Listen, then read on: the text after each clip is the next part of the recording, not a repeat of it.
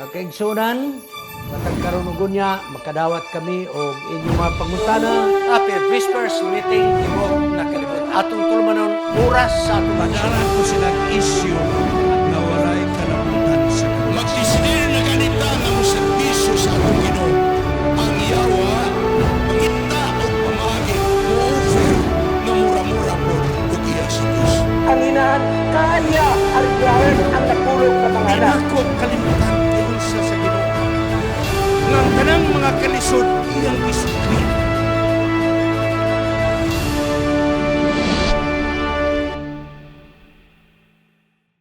Happy prayer meeting sa Tibok Kalibutan.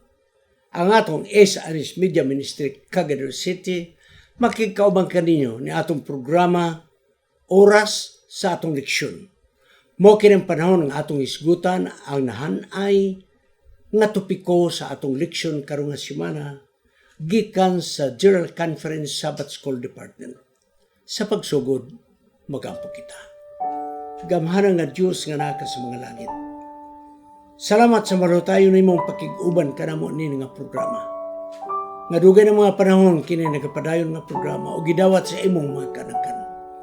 Ug salamat usab sa suportar sa imong mga kanakan nini nga ministry. Kay dili kini mabuhi nga ministry kung di nimo gamiton ang mga kaigsunan nga nagapaminaw niini. Ablihan mo ang mga kasing-kasing o bala ang espiritu aron masabtan namo ang mga kasaysayan sa Israel sa unang panahon, nga din kini may kalabutan sa among kinabuhi sa pagkakaroon. Salamat kay ikaw nagatubag sa among pagampo, kining tanan among pagadawaton sa ngalan ni Ginoong Manluluwas. Amen. Mga kaigsunan, alang sa nagsilbrar sa Christmas, Merry Christmas kaninyong tanan. Apan alang sa wala magsilibrar, God bless you all. Kay mga kaigsunan, ang barugana ni Pastor Serrano, simple ra gyud kayo. Wa ta kabalo kanon sa matao si Ginoos. Apan sigurado ta nga siya natao. Busa, kining Disyembre 25 giselebrar sa kadaghanan nga mo ipahinungod sa pagkatao ni Ginoos. Ako mo apil ko ni na selebrasyon. Nganuman, tungod kay gipahinumduman kita nga si Ginoos na tao. Ug unya mga kaigsunan, kay wala man kita masayod kanon sa matao si Ginoos, busa, dili na to pugngan kadtong nag-presume, naghimo og assume date mga kaigsunan. So kay wala man ta may balo, kini December 25 is only an assumed date. Unsa man ang assumed date, ako nang nasulti sa unang panahon, apan akong balikon. Sama ni adtong pioneering day sa atong sulads, nga nag-adto sa mga bukid, nagtukod og eskwelahan para sa atong mga kaigsunan nga mga IPs. Sa enrollment, mga kaigsunan na ilang pangalan. Apan ang problema, ang birthday, ang adlaw na tawan. Wala man may balo. Pagutanong ginikanan ka sa tao, may man ang pagbaha man to sa pulangi. Ay, tingbunga to sa kalapi. Ay, mao tong panahon nga perting daganang baboy ihalas. So, wala. Kanya, kinahanglan maging ang birthday. Ang gihimo sa mga maestro, naghimo sila assumed date. Gibanabana nila, ay ikaw, Enero, mao ng pizza, ana. Ikaw, ana. So, ang tanang mga estudyante na ay assumed birthday. Sa daya nga nagpadayon sila eskwela sa gobyerno ng eskwelahan, high school o college, ang ilang birthday, nga assumed birthday, mo gigamit. Kaya kung wala ay assumed date, usaw man. So, dili na ito lalison, mayroon tayo, wala man kamatao ni ana. Wala matao kanon sa man matao. So, ikson, mo na diha, balance ita. Anyway, si Ellen G. White, klaro kayo sa Adventist home. Wala yun siya magsupak sa Christmas celebration. Gani naghiskot siya nga kita makahimo sa pagbuhat o Christmas tree. Ang atong pangbitay, mga offerings nato. Wala yun magdili si Ellen G. White. So, Merry Christmas sa nga nagaselebrar o God bless you all. Sara magselebrar. Karong mga kaigsunan, ang atong leksyon na focus sa sinulat gyapon ni Joshua. Murag katapusan na ni, kay katrisiman nga Sabado. Pagpili karong adlaw. Joshua 24:3-14. Ang teksto nagingon, ug kung daw-dautan alang kaniyo ang pag-alagad sa Dios, pagpili kamo alang sa inyong kagulingon nining adlaw kinsa ang inyong alagaron. Kahalang kanako ug sa akong panimalay, kami mag-alagad sa matuod nga Dios. Pagpili mo. Joshua 24:15, mga kaigsunan. Ang katapusang chapter sa Joshua, nagahulagway sa konteksto may tungod sa pagsumada gikan sa mga Israelhanon sa Egypto hangtod ning panahon ni Joshua, gisumada nila ang mga panghitabo sa pakigsaad. Covenant. Ugon niya, nini nga chapter, ang mga generation sa panahon ni Joshua, naghimo sila og usa ka pagpakigsaad. Tigulang na si Joshua na ining panahon na. Apan nag-renew sila sa ilang pakigsaad sa tubangan sa Diyos. Ano na yung mga report ba ito sa renewal sa ilang ceremony? Niining nga chapter 24. Nga ang ilang pag-report sama sa batasan sa karaan nga Near East, mga kaigsunan, nga kasabutan. So, ang ilang pakigsaad sa Dios mura kini og sumada sa mga treaties o kasabutan sa karaan nga Eastern countries. Pananglit, number 1, nagsugod kini og introduction, gitawag preamble. Nga diin ang initiator sa maong, ang nagbugna sa maong kasabutan na ila. Ikaduha, kay nagsubay man kini sa karaan nga mga panagkasabot. Old treaties sa Near East.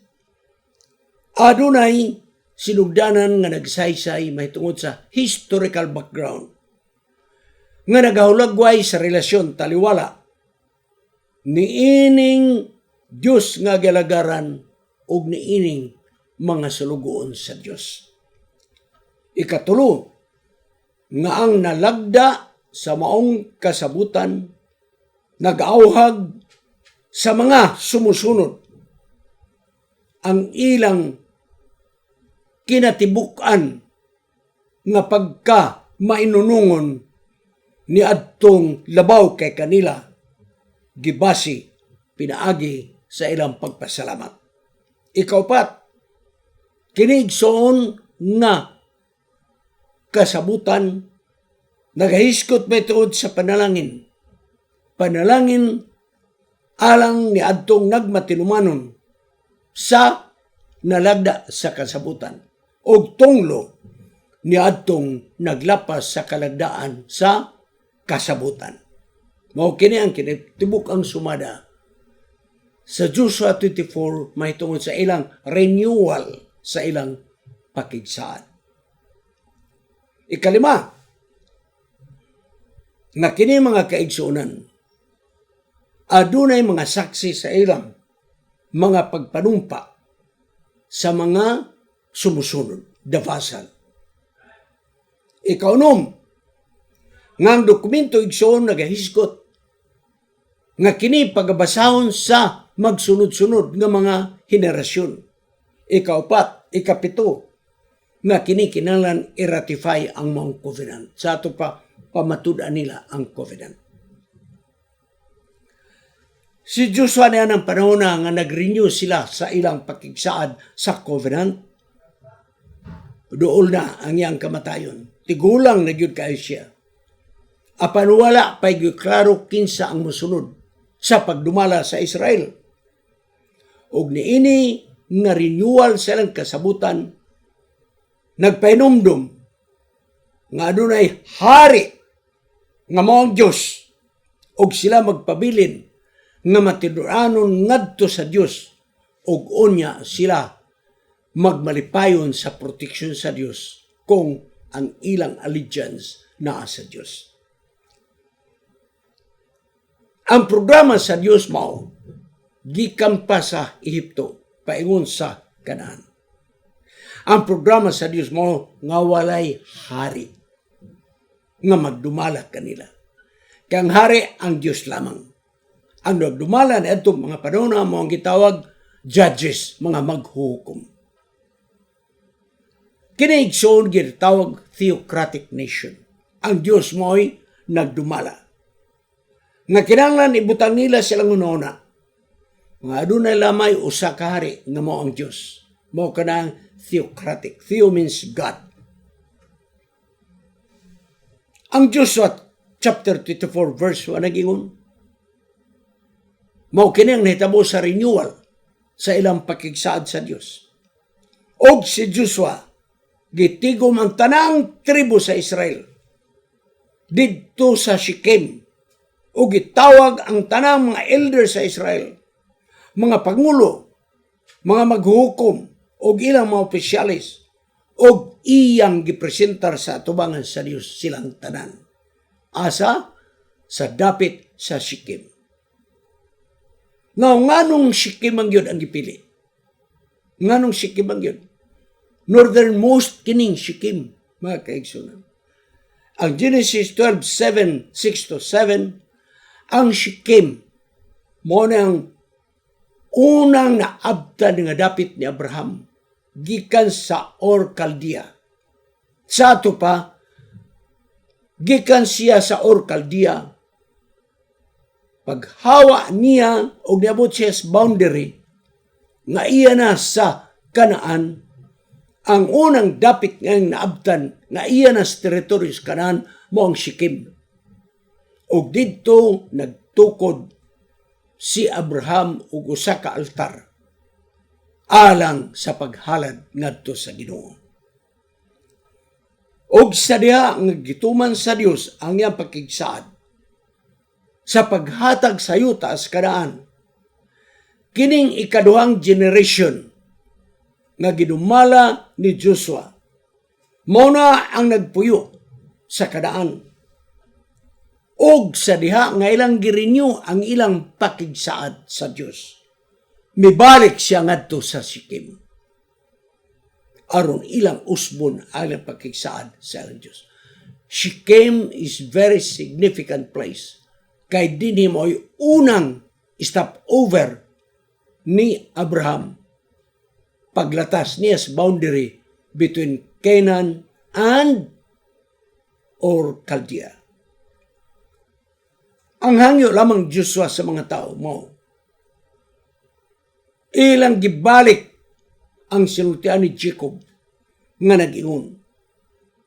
Gibalik ni Joshua ang gisulti ni Jacob. Isalikway ninyo ang mga langyaw nga mga Diyos-Diyos nga naa sa inyong atubangan. Grabe nga pagpasantok ni Joshua. Joshua 24:23 o Genesis 35 verses 2 and 4. Ang Shechem ay pinakadapit sa unang generasyon, sa ikaduhang generasyon, nga naghimo sila pakigsaad ngadto sa Dios. Og ilang gidemonstrar ang walay pagkabahin-bahin sa ilang loyalty ngadto sa Ginoo, pinaagi sa ilang pagsalikway sa mga Diyos-Diyos. Dito sa maong ilang pakigsaad sa kasabutan sa Dios ug sa tao, ang Dios mo ang pinaka-subject. Gani, gibalik nila ang gigamit sa Dios nga nag-ingon, I took, I give, I sent, I plagued, I did, I brought you out, I delivered you, mga kaigsunan. So mga kaigsunan, ang pinaka-main nga topiko sa ilang pakigsaad, sa ilang kasabutan, mao ang Diyos. Kaya ang Diyos gigamit nining Joshua 24, mga kaigsunan, nga nagingon ang Dios, ako mo'y nagkuha, ako mo'y naghatag, ako mo'y nagpadala, ako mo'y nagkastigo, ako ning gibuhat, o kamo akong gidala pagawas sa Ehipto.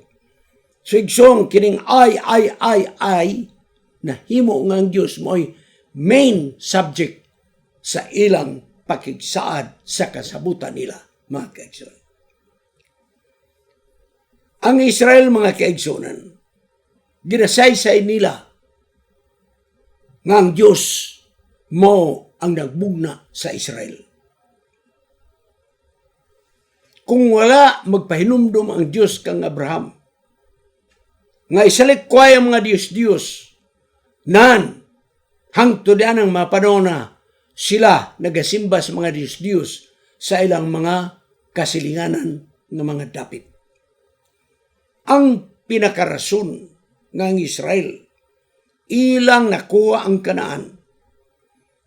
Dili pinagis pagpasigarbo, apan nga sila mo'y kusgan nga ilang nakuha ang Kanaan.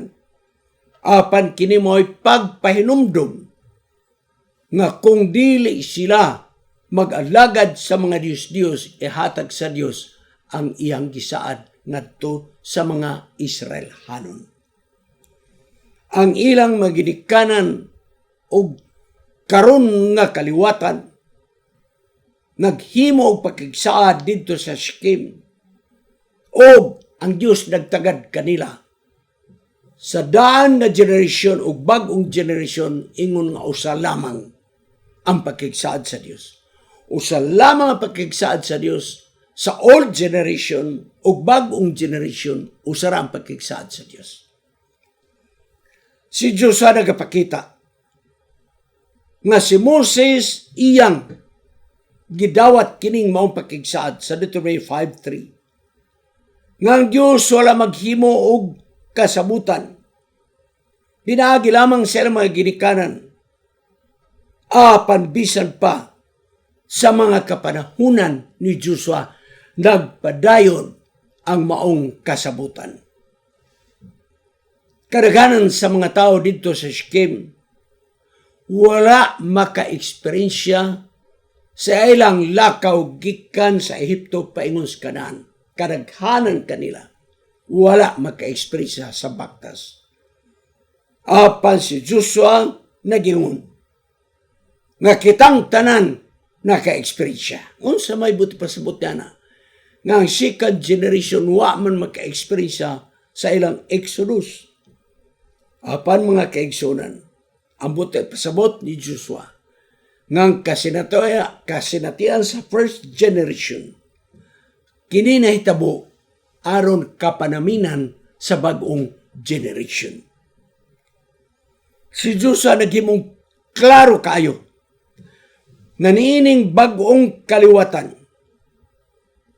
gikinanglan nga ilag yung pilion personally ang ilang pagkamatinudanon ngadto sa maglalalang nga mo ang Diyos.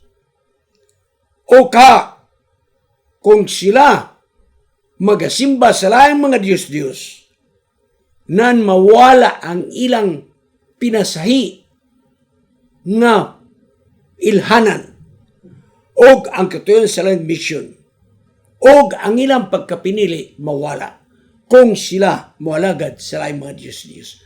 Gipasantop ka na ni Joshua. Si Joshua naghangyo sa duha kapilo nga paghangyo. Ang pagkahadlok ngadto sa Ginoo og ang pag-alagad kaniya. Ang pagkahadlok dili kini nga walay katapusan nga magkurog ang tao. Nga aduna kay pagbati nga walay kasiguruan, dili na mo ay pagkahadlok nga gipangayo ni Joshua. Parang pagkahadlok ngadto sa Dios mo nga ikaw adunay pagtahod kaniya, ingon nga balaan siya nga Diyos. Imo ning ilhon nga ang Diyos ang iyang pagkalabaw o pagkadako o pagkabalaan o walay sinugdanan, dili masukod sa tao, mga kaigsunan.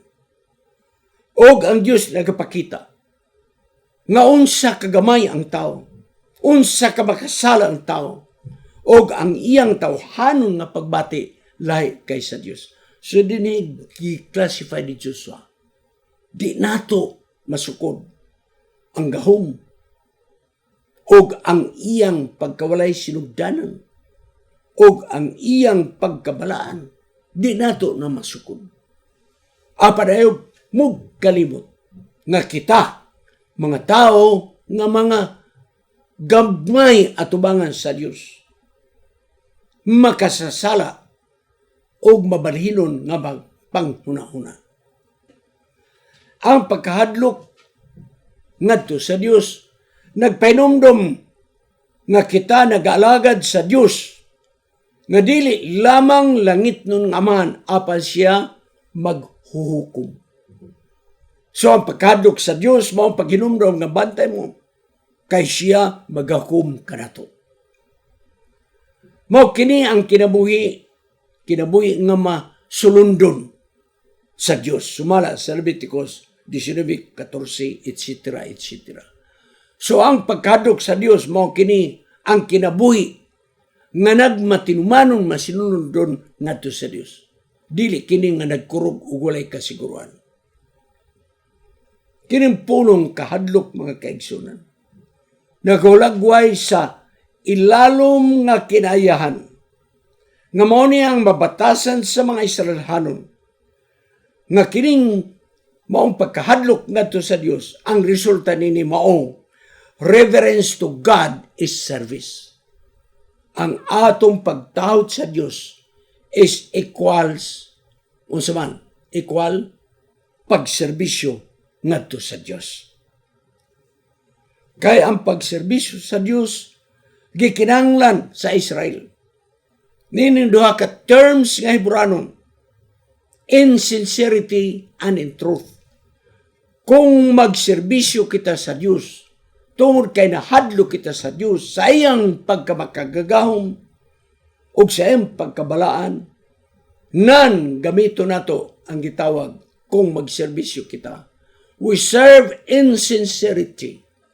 We serve in truth, mga kaigsunan. Kaya pulong insincerity sa Hebrew, gikas pulong tamim ng kahulugan, kita nag-alagad sa Dios ingon nga hingpit nga sakripisyo nga halad nga sinunog. Ang ikaduha na pagserbisyo sa Dios mao ang in truth. Buti pasabot diha sa kamaturan ug diha sa pagka matinuon gikan kini sa pulong imit nga buti pasabot kung kita nag-alaga nagserbisyo sa Dios in truth and in faithfulness. Buti pasabot sa Hebro nga kinahanglan ang atong pag-alagad mapinadayonon og kini stable. Constancy and stability. Busa, kining atong pagserbisyo kanunay nag-refer nato sa Dios. Diin ang iyang batasan. Ana mahulagway sa atong pagka matinuon kaniya. O kini mo'y gipadayag sa mga Israelhanon sa ilang pagkinabuhi adlaw-adlaw. Ang tao igsoon nga nagadepende sa iyang pagkamasinaligon, si Joshua naghangyo sa iyang mga katawhan nga may sama kita ni ining taong nga masinaligon.